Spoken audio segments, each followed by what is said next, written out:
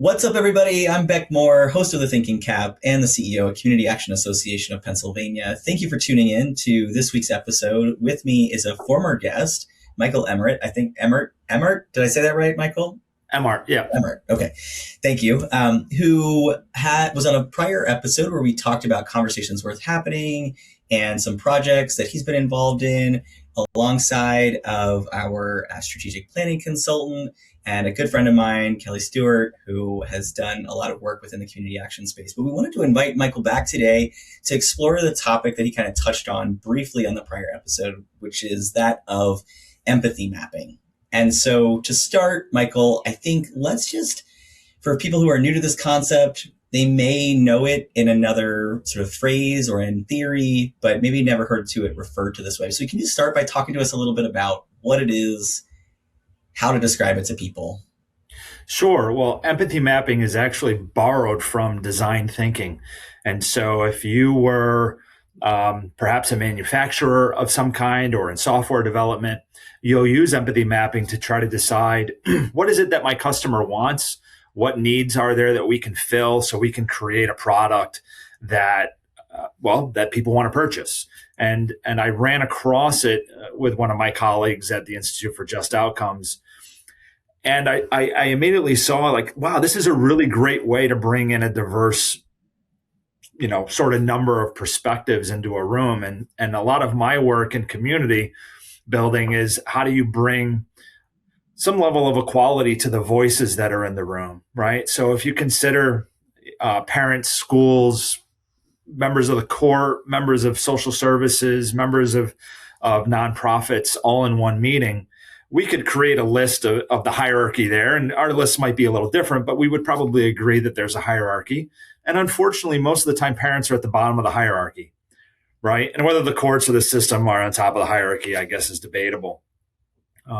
And one of the first things I want to do is make sure that everyone in that room is understanding each other. And so that's why I like to use empathy mapping. It's a pretty simple tool that we facilitate in such a way that folks are able to share sort of what they're thinking and feeling, what are they seeing, what are they worried about, what are their hopes for the future. And so perhaps I can send you a PDF of the form that we use. I print out these large poster board size images that people fill out together. And so parents will be in one part of the room sort of filling out their diagram, and the systems folks will be on their side and the schools will be in their area. And then in the aftermath, they're going to just take a tour and they're going to learn about, what other perspectives are in the room. And one of my favorite parts is often you'll have people go, hey, we have the same thing over on our side, right? So as a parent, I have the same thing that the CPS workers have on their board. And the CPS workers go, wow, the parents have the same thing on their board that I do. And so as we're able to bring more voice and more equality in the voice that gets to get shared in the room, we see that continuum of community engagement and being able to defer to the community sort of be strengthened. That was a really long answer to what is it? But No, that's okay though, because I think it's in a lot of ways it's not that complicated, right? No. I mean, I think when we hear the term, it sounds like something that maybe is far more complex. I think, the devil's in the details ultimately in terms of how you facilitate it. And if you could send that PDF, that would be great. Happy to include that in the resource notes for our listeners and folks who are watching. But I think in a lot of it's so aligned with what I think community action does in our core, because, right, we were created ultimately to create equity within local community, but that may seem, right, like it sounds very complicated, which it is. There's lots of micro and macro level pieces that are involved, but at its core of how we do it, it goes back to community needs assessments that we're required to do every 3 years. There's intentionality built into the structure in terms of having a tripartite board, right, where you have 1/3 elected officials, 1/3 people who have lived, are living, have experienced poverty, 1/3, right, local community business folks. And so you create this really intentional boardroom that has those voices. And so in community action, right, like empathy mapping, if facilitated in the appropriate way, is sort of built into the formatting of how we exist.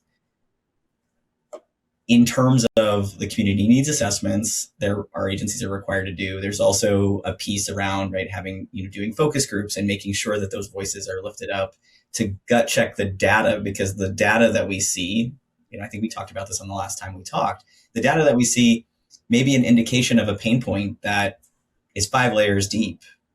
And so until you get sort of to what I will describe as the user experience or the customer experience, right, you don't really know what you don't know.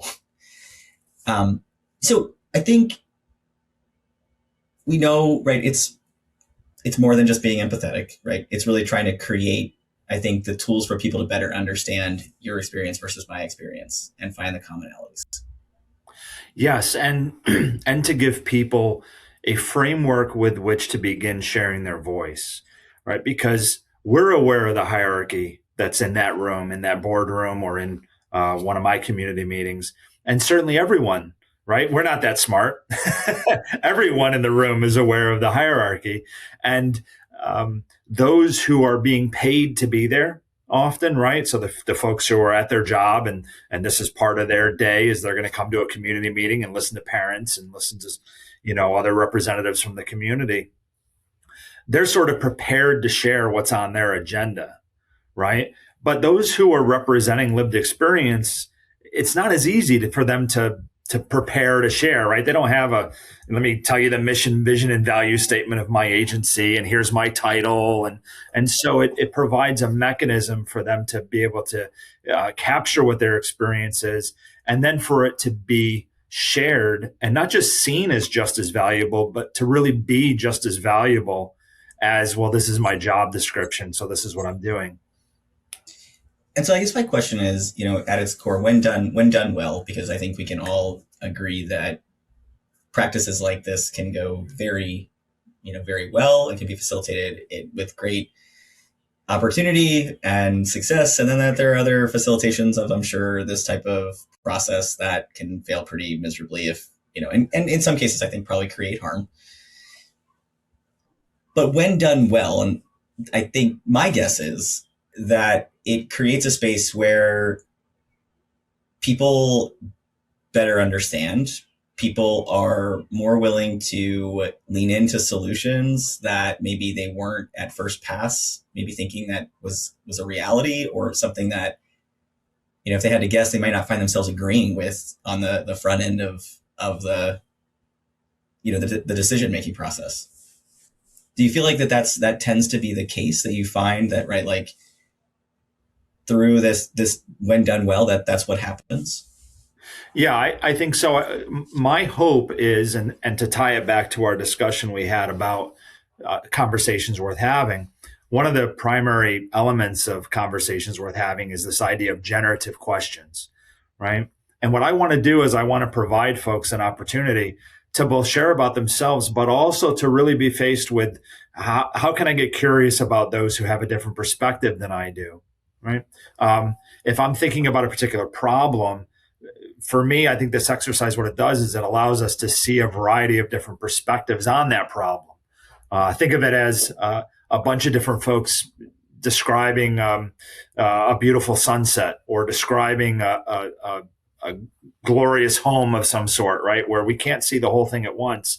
And so each one of us has to contribute.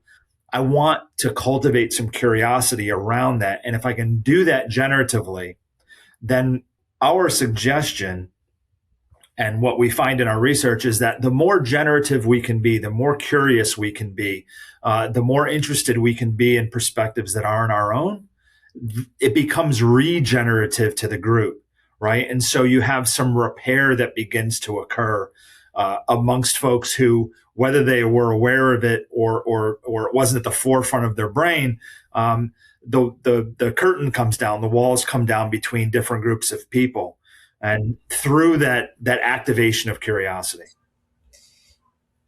And so is there any way that you're intentional about, or can you give examples maybe of ways in which you can help break down kind of the assumptions that people bring to the table then as they're sort of sharing? Because I'm sure that I think about conversations that I have about workplace culture and really trying to get people to say more definitively, right? Like, This is not about something you think is happening. This is about the actual experience that is happening. And so can you think of kind of how do you create an environment? Could be through, rules that you're setting up. It could be just holding people accountable in what they say, but what are the ways that you kind of remove the assumption piece that people bring with them? Because like it or not, I talk about this all the time when I talk about workplace culture. We all bring assumptions with us wherever we go, right? Our brain is predicting things before we even have a chance to unwrap the bias that our vision brings sometimes. Yeah, I think that's a really good question. When I really in all of your that folks feel empowered. We talk a lot about things like self-efficacy, and we talk about, oh goodness, what's the term I'm looking for? Learned helplessness, right? And a lot of times our systems uh, cultivate helplessness, right? And so if you think about that empowerment spectrum, and I'm coming up short on the author, but there's this, power over, power to, power with, power within. I'm not, forgive me, whoever's model that is. I often think we get very stuck on power to, which is I'm going to be the conduit for everything for you. That's why I came into the helping field. I'm going to help you get to everything. I'm going to make sure. Well, of course, the problem with that is that if I am the power to for everything, well, then when I'm either gone because my program lost funding, or I'm not in your life because you've graduated from the need for that, well, then your conduit to everything has been removed. And that's how we see folks sort of come back into the system, right? They come in and then they leave, and then they come back in and then they leave. It's our best intentions. So I try to remember that. Wonder, appreciate, validate, and empower. Well, and it's interesting because from a sort of workplace culture perspective, I think the other thing that we talk about a lot at the Thinking CAAP is around how to create great leadership and great team. And what you're talking about also, I think, impacts, right? And I've been that leader who's been, right, like everything is through me, because that was just the way that the system was set up, but I didn't know how to do any differently as a leader.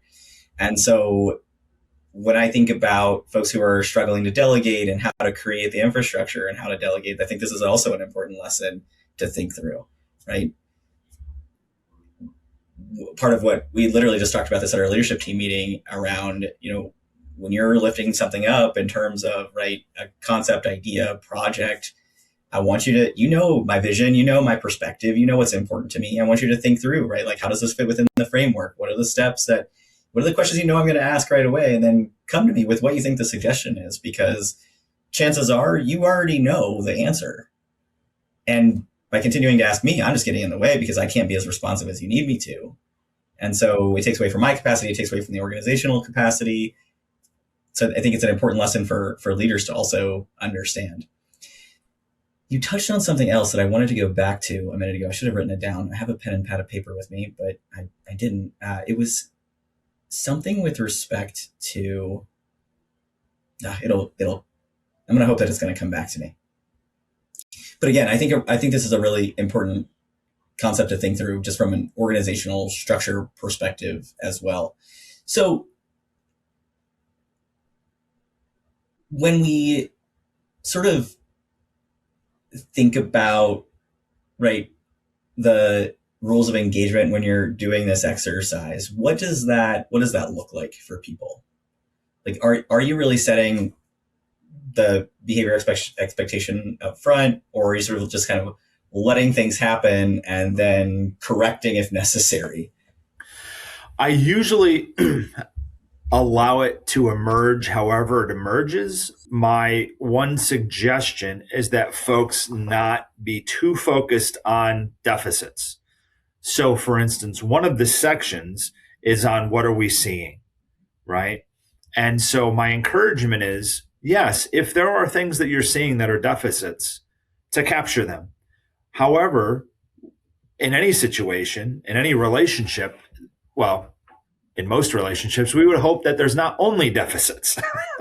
And so can we give an equal amount of time to identifying the strengths that I'm seeing, the strengths that I'm hearing, right? The aspirations that I have, that are for a desirable future, for whether it's for me or whether I'm a caseworker and it's for the folks on my caseload. We're very deficit focused often. And that's, unfortunately, that's the result of needing diagnosis and needing Well, funding. And yeah, it's just the way we're built, right? Like yeah, we it find is. problems, we fix them. There's this great video that I share a lot about, fixing problems just whelms people, and it doesn't overwhelm, it doesn't underwhelm, it just whelms. And so you don't.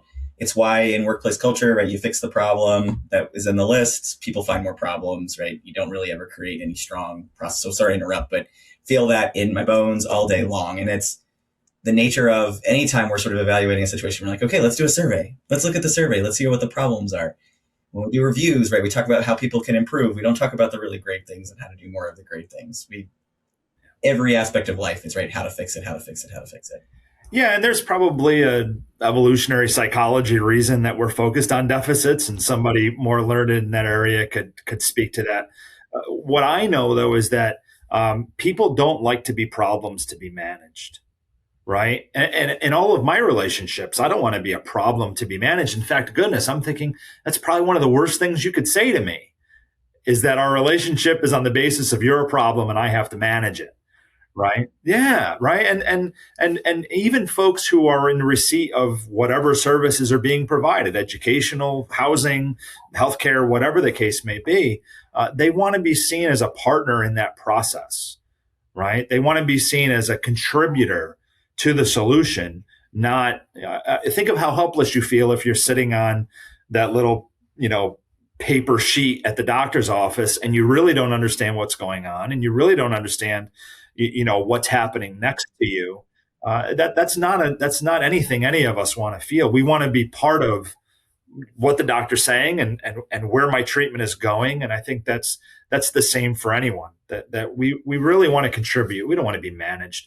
Now, the way that funding structures are set up often is that we treat people like problems to be managed. And I think that does often leave them very overwhelmed. Yeah, agreed. And I think when I think about the best examples of some of the programs that our agencies do, right, with the self-sufficiency program or circles program, where our agencies are wrapping resources around someone to ultimately create economic mobility for their home and for their household, family, individual, right? It's creates a space where people can be vulnerable to share what's happening in all aspects of life. So let's say that the transmission just went out in the car, or suddenly, right, they lost some form of insurance or whatever it might be. That's the problem. That it's about the agency and the person that's seeking the service, right, to come together to try to figure out the solution. And it may be that, the agency can help in this capacity, and then that leads to another opportunity. But ultimately, the way that our agencies have been able to build those programs is through looking at really all of their sort of unrestricted dollars, because most programs that exist from a funding perspective aren't going to pay for the transmission for a client's car, right? There's nothing that really speaks to that. Or, right, they're not going to pay for somebody's car insurance, but the car insurance issue creates a larger problem for that particular person. And so it's just, I think, needs in human related social needs are so complex, and yet the funding is so prescriptive. Yeah. I know what the question was. I found it somewhere. The ADD kicked in and helped. We were talking a little bit about kind of the questions, right? And people not feeling comfortable with not having an answer, and this idea, right, of what that creates. And so I just want to reflect for a second on, we oftentimes are asked to step into situations where organizations are saying, look, we have this problem and we don't know what to do. And so what I will typically tell people, or even just presenting at something, right, about a particular topic, and someone will say, hey, Beck, I have this problem. Can we talk about it for a second? And I'm, usually in a room full of people, and I'll usually ask a couple follow-up questions, but then what I tend to say is, I'd like to talk to you about this offline, because usually situations like this are far more complex than what they are just first pass. And so then I'll sort of try to take people through what I call this kind of unboxing process of just asking questions. And I find myself needing to say up front, I'm asking the question not because I'm being critical, but I'm trying to seek to understand. Because for whatever reason, the questions make people really, I can just see the physical reaction sometimes, right? That they're just getting like, oh, is he trying to poke in my bullet wound right now? Yeah. And it definitely puts people kind of, in defensive stature, if you will. Yeah. Well, if you think how difficult it is to go to someone and say, hey, I have a problem I don't know a solution to, will you help me? Sadly, very sadly, that's frowned upon in our culture, right? And so then to have additional questions that maybe I don't know the answer to, I'm vulnerable upon vulnerable upon vulnerable, and I think that there's a particular application to leadership here, right? That leadership can be vulnerable, and there's not a weakness in vulnerability as a leader. In fact, that vulnerability allows you to incorporate more voices, which allows the solutions to be more creative and more collaborative. I was thinking about the example you gave about, hey, you're closer to the problem. Think about the questions I would ask you. That's fantastic leadership, because if you decide everything, then the creativity is limited to whatever's between your ears. Right. Right. But right. And I don't know this world best. Yeah. But if I've got 7 people, 10 people, maybe I have 15 people on my leadership team, well, that space between the ears just expanded exponentially. Right. And now there's so much more opportunity for creative thinking. And if I can activate the prefrontal cortex by being a little strengths based, right, and get them thinking about where the possible solutions are, there's a much better chance that we're going to come to some really fantastic stuff that we may never thought of alone. Yeah, absolutely. I mean, that's part of anytime someone new starts at CAAP, potentially, I have a conversation with every new hire, because we're not that big. And so I have the privilege of being able to do that. But one of the things that I will say to people is that if you are someone who really loves a job description and doing exactly what's in a job description, this isn't the place for you, because we look at every project sort of as in a project management perspective, because we want to utilize the strengths of the team. And that means you might be really good at data analytics and you're assigned to this specific project at your core of why you were hired. But if we have another data analytics project that I need some insight in, right, you're going to get pulled into it. And so if you like, a world of black and white, very specific sort of prescribed thinking and tasks, don't work here. You're going to become immensely frustrated. And usually, I think sometimes people say, oh yeah, no, I'm comfortable with that. But then, right, they're like, oh, my job description's out of date. And I'm like, well, it's going to continue to be out of date, because I'm telling you every 6 months, something's going to change. So, Yeah. And how can your organization, right, cultivate an openness and a curiosity and sort of a generative mindset to how can my position grow and change and breathe, especially if we're in the human services field, right? Those positions should breathe. They should be alive. Right. Yeah, absolutely. So I think we've touched on this a little bit, but I want to ask the question again to kind of get a little bit more specific. So who should be in the room when really creating, right, this, like, and going through this empathy mapping process? You touched on a little bit in your description, but I want to ask the question more directly so people can hear it again, potentially. Yeah. So I think it's really valuable to make sure that you identify all of your stakeholders to a particular goal, right? And so I was involved in a recent project with some counties here in New York where they were looking at reducing contact with their child welfare and juvenile justice system, right? And so we did some community asset mapping. And I did it in 2 waves. We did it first with the county folks, but then they often named a lot of different organizations. And so we did community asset mapping with them as well, because oftentimes our bureaucracies, and I don't mean that in a negative way, right? Just the agencies, the letter agencies, they know organizations, but organizations know people. So they know about Sally and John and Mike and Beck, right? And you want Sally and John and Mike and Beck at the table. You don't just want the CEO of XYZ agency, whether it's a nonprofit or a lettered agency, right? And so we go through the process of getting as many stakeholders to the table as possible. I prefer very large groups. You want to facilitate how to, narrow the front door to CPS. I want 500 people in the room. Yeah.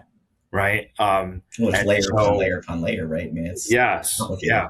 Yep. Yeah. I want to make sure that our representation, if you think about one of my favorite agencies in New York State is the Children's Home of Wyoming Conference. They're in Binghamton, New York. They're a fantastic agency, and I love their CEO, but I don't want just their CEO there. I also want their supervisors and their caseworkers, and right. How can I get as many different voices and perspectives from that agency in the room? Now, of course, you're limited by their availability and how much of their budget they can assign to a particular problem. But most of those community oriented agencies are more than willing to show up in those kinds of spaces.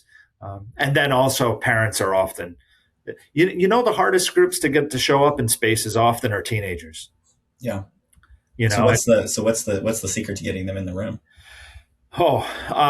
Trusted voices, right? So if I want teenagers in the room, how can I get the most popular teacher at the school, or the football coach, or the local youth leader at the Baptist church, right? And if I can get those trusted voices to be in the room, they'll bring the young people with them. But that emerging adult population can often be the most difficult.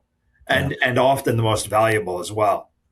Yeah, it's interesting because a lot of times where CAAP sits in this human related social need world, we have to sit in a lot of thinking groups, listening groups, either as a convener sometimes or as just an entity that understands the layers of all of the pieces. And a lot of times the request comes directly to me, and I will always say to people, if it's something that I'm not knowledgeable about, you really don't want me, right? Let me find somebody who really better understands and can be a representative voice of CAAP. But I just have the CEO title, right? I don't work in this space. I haven't worked in this space. So I try to be really thoughtful about that. But what's interesting is a lot of times this request will come in and it's like, well, no, we really want the CEO though. And I'm like, but why? Like, I'm going to have to ask my team and other people that know this work or in this work to get this perspective. So okay, I'm happy to do it, but then I need you to give me the questions ahead of time so that I can do some research, because otherwise I'm just going to sit there and I'll be a pretty face for you, but you're not going to get much content out of me. Yeah. And that's a really great, there's an analogy to be made there between what you're talking about and saying, hey, okay, you want me here, but you have to understand that I can't give you, I'm not going to have all the answers. I'm going to go back. We often do the same thing with folks that we give these lived experience positions to. And we say, hey, we want you to come into our agency. We're going to give you a desk and we want you to represent your entire community. And we want you to sit in meetings where you don't have a chance to go back to them and report back and ask questions. And I think it's uncomfortable to say, but it's often very tokenistic. I'm not sure if that's a word or not. But it is now. Right. But we engage in a lot of tokenism with folks in this effort to bring lived experience into the room. Now, I'm all for it, but let's make sure that it works the same way that it works when you go to a meeting where, hey, I'm going to go back, I'm going to talk with my folks, and I'm going to see what the representative consensus is. And then I'll be ready to represent that. So if you can give me a heads up on some questions that you think I have the answers to, those sorts of things. That's been a really uncomfortable reality in this work is seeing all the effort that's going into bringing lived experience in the room, but seeing it done in a way that really is a lot of tokenism. Yeah. Yeah. I mean, I experience that fairly often in terms of what I'm asked to sit on as just because of who I am as a person, whether it's a parent of a child who has special needs or as, a representative of the LGBTQ, plus community. And I really try to help people understand that, it's a form of allyship to recognize that, sure, I can speak to my experience, but I don't speak to this whole community of people who are dealing with this same thing. And so in order to be a good ally, you have to say that out loud, because otherwise I don't think that again, it kind of goes back to this idea of assumptions. People just, group all people in this category of this type of particular thing, right? Identity, however you want to describe it, in the same bucket. And depending on all kinds of circumstances, right, determine what the actual lived experience is in that situation. So I think it's an important recognition here for people to hear that if you are someone who is specifically the person who is being asked to represent, lived experience, ask for the space, because you're being an advocate for yourself and the group of people that you were asked to represent. It is perfectly okay to say, I don't know, this is my experience. It would be far more helpful for me to go back and ask other people than just to simply say what my experience is, because it's potentially this much of what the actual lived experience is. Well said. Well said. Well, thank you. I'm curious what your thoughts are here, and with respect to, so CAAP, we work virtually, almost 100% of the time. Our team sees each other, twice a year because of the events that we run. A handful of us will see each other more often than not. My executive assistant, thank God, doesn't live very far away from me. Otherwise, I don't know what I would do in life. But when you're doing this work, do you feel like it can happen in a virtual setting as well as an in-person setting? No, I probably wouldn't even attempt it in a virtual setting. I think that there's something to be said about people sharing air, right? In fact, I usually try to begin it or end it with sharing food together, because there's so much that can happen over sharing a meal. And we've been really lucky to have, local restaurants step up to host and in a lot of these spaces. And it's so much more effective to be able to feed people, to have them eat together, and to begin that relationship building, even in an informal manner, before we get to the formality of whatever it is that I'm facilitating. Yeah. No, I appreciate that. I mean, I think it's something that people will ask a lot about, how to create space in a virtual environment. And I think it takes a lot of really intentional actions to create the relationship when, you just operate in this little plastic box. And it's certainly, when you have so many different people coming to the table to have a discussion, can appreciate that it's not realistic to do, right? Yeah. Well, and when you're talking about building empathy, right? So we know that our mirror neurons don't work as well virtually. Yep. And we know that we don't pick up on body language as well either. And those two things are so critical to empathy. Yeah. Right. I mean, outside of don't be a sociopath. Good rule to live by, and put it on a t-shirt. Yeah. Outside of that, I need to be able to see your body language, and I need to be able to connect with you. I need those mirror neurons that I have to be firing and to be looking for where do we have similarities. And it's just so limited in a virtual environment. Yeah, no, I appreciate that. Any common mistakes that you want to call out that you've seen sort of happen in the facilitation of this type of activity? Yeah, well, I sort of hinted at one, which is the deficit focus, right? And so I had a fantastic parent at a location, just point out that this was a child welfare application, just point out that the system was only focused on the weaknesses of their families and to not see the strengths of their families. And sadly, I don't know if they really, outside of employing their creativity, which is a nice way of saying making it up, I don't know if they really had the capacity to know what the strengths of the family were. And so that was something that we had to do some repair, and I do a lot of trust repair. That was something we had to do some repair on, because there really had to be this recognition on the part of the agency that said, yeah, we're not good at that. We're not good at that. And can you help us get better at that? Yeah.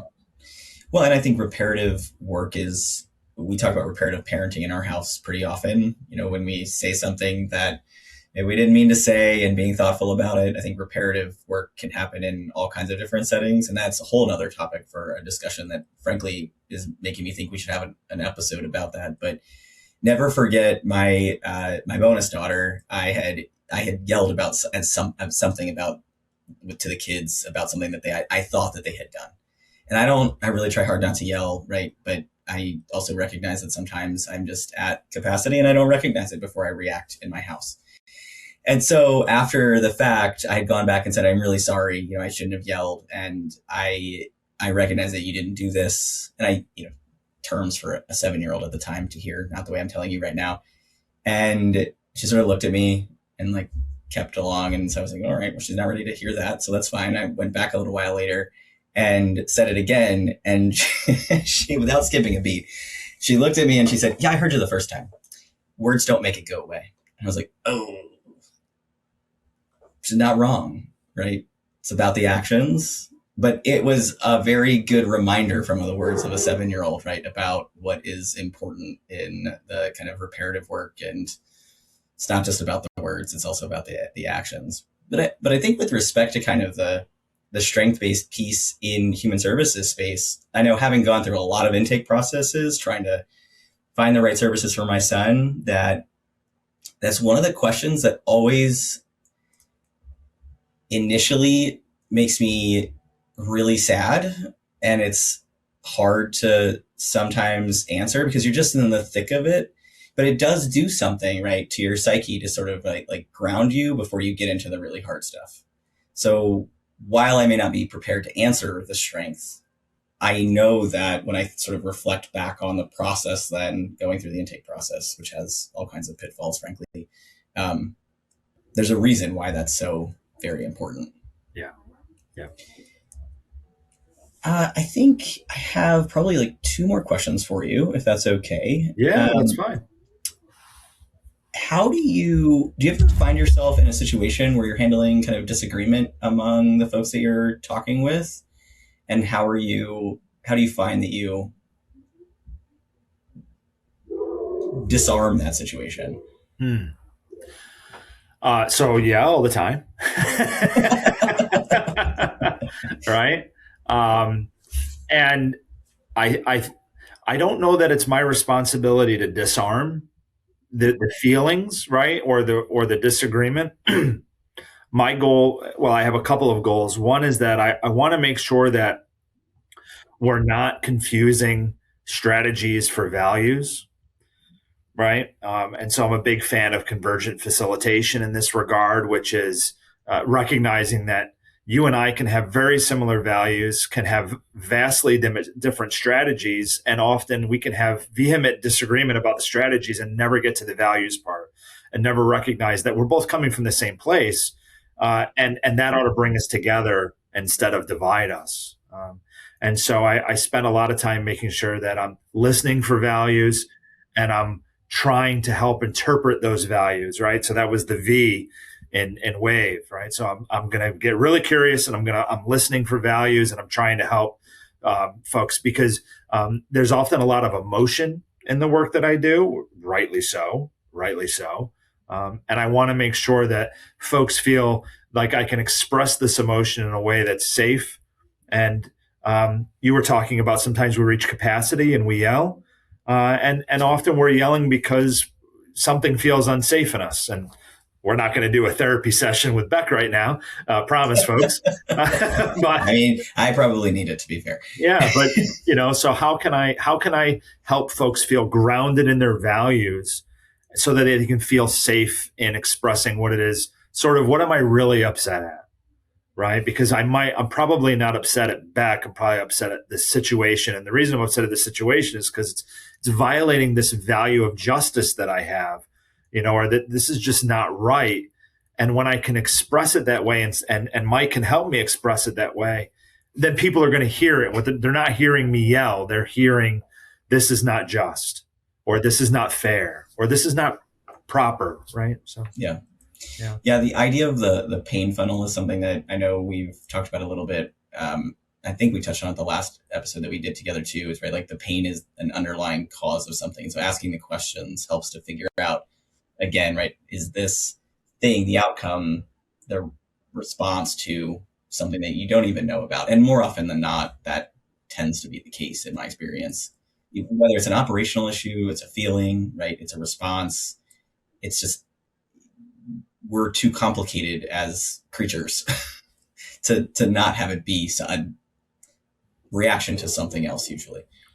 Yeah. And I tell folks, I'm usually dealing with very big problems that have big names. And I tell folks, our projects aren't going to be 3 1-hour meetings, right? We're gonna be at this for 6 months to a year, with varying, representation in the room as it breathes, because it's alive, and because I frame it that way, the experience that way, I get to spend a lot of time in the beginning just relationship building, right? Because before we try to solve some big issue, like narrowing the front door to foster care, we're going to be in a relationship with each other first, and sometimes that can be a little frustrating for some folks who want to get right to solutions. But I want to build relationships amongst the people in the room first, so that when you hear Beck yell, you know Beck and you see Beck's humanity, and you give him the benefit of the doubt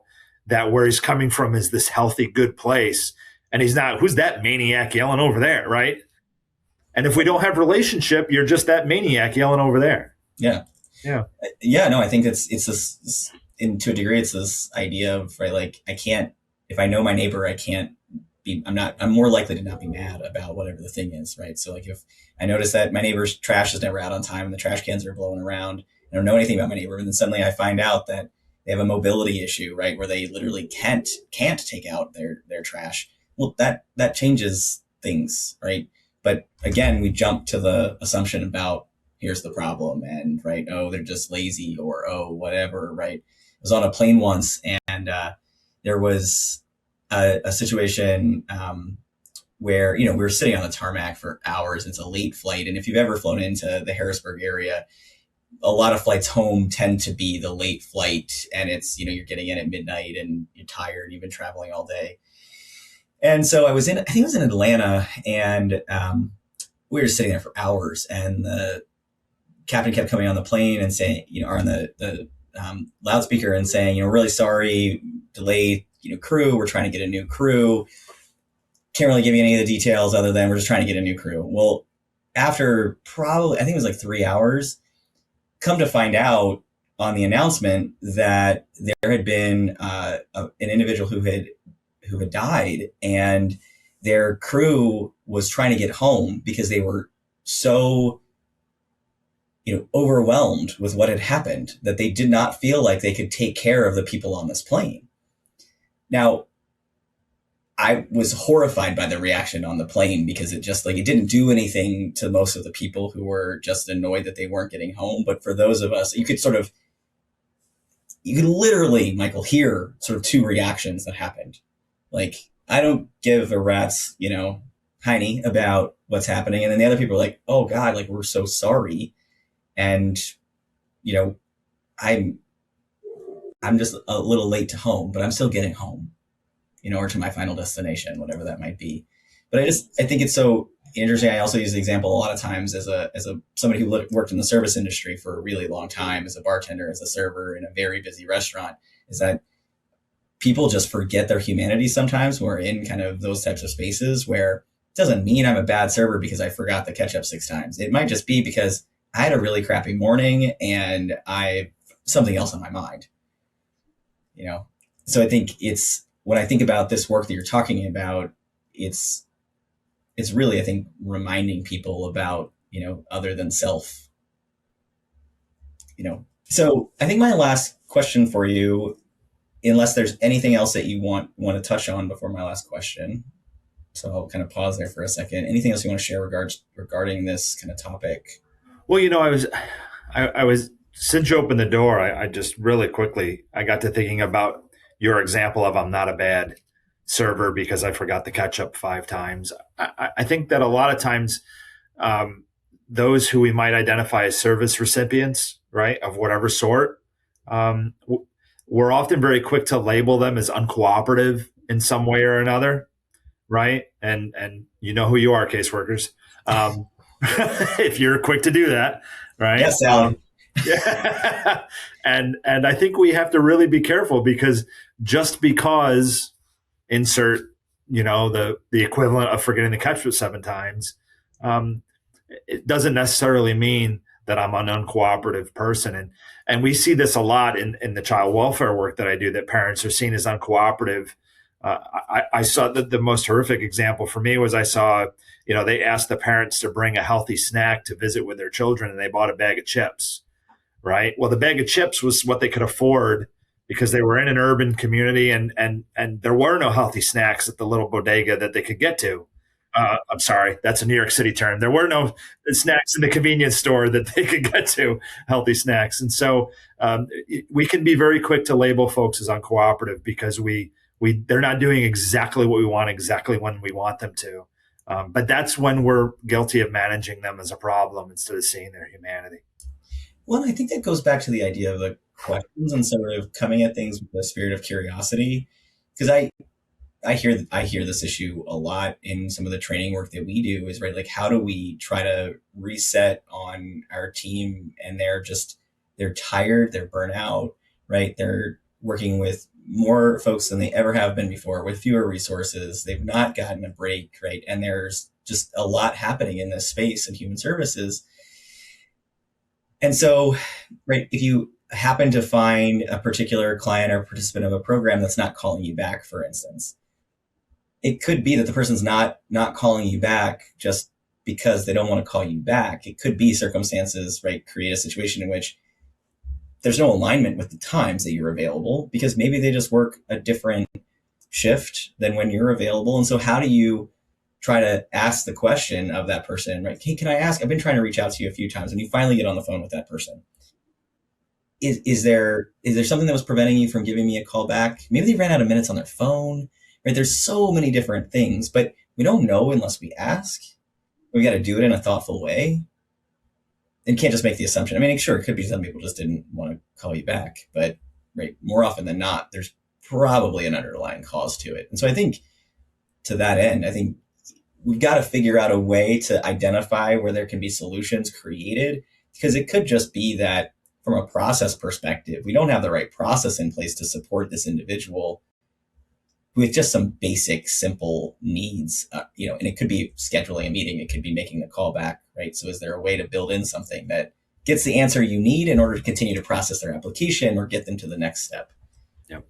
Yeah, we're very quick to tell ourselves stories, right? So I pass you in the hallway in the morning and I say, "Hey, Beck, how you doing?" And you don't reply. And I go, "Well, what a jerk Beck is," right? Right. I don't think to myself, "Oh, he didn't sleep. His kid's sick. He got in an argument with his partner on the way to work. He's got a deadline that's just beating him up." I don't think about any of those things. I think, what a jerk. And that's unfortunate, but it's our nature. It's our nature. And so raising awareness and getting curious about, wow, why would Beck not say hello to me? Right? And the negative answers, there's probably very few of them. There's a whole lot more of the sick kid, fight with partner, deadline, something wrong sort of answers that we've got to spend time getting curious about. Yeah, more often than not, it's probably just because I didn't hear you. You and me both, friend. You and me both. Oh man, I wish. Honestly, for folks who are neurodivergent, so I have some serious ADHD. Thank God for medication. But if my brain is concentrating on something else, I feel like it's a little bit of a superpower. I used to do this when I was a kid. I used to drive my parents crazy. I would be sitting and reading, and I could block out everything else. My mom would be sitting there yelling at me about something, and I would be like, "What?"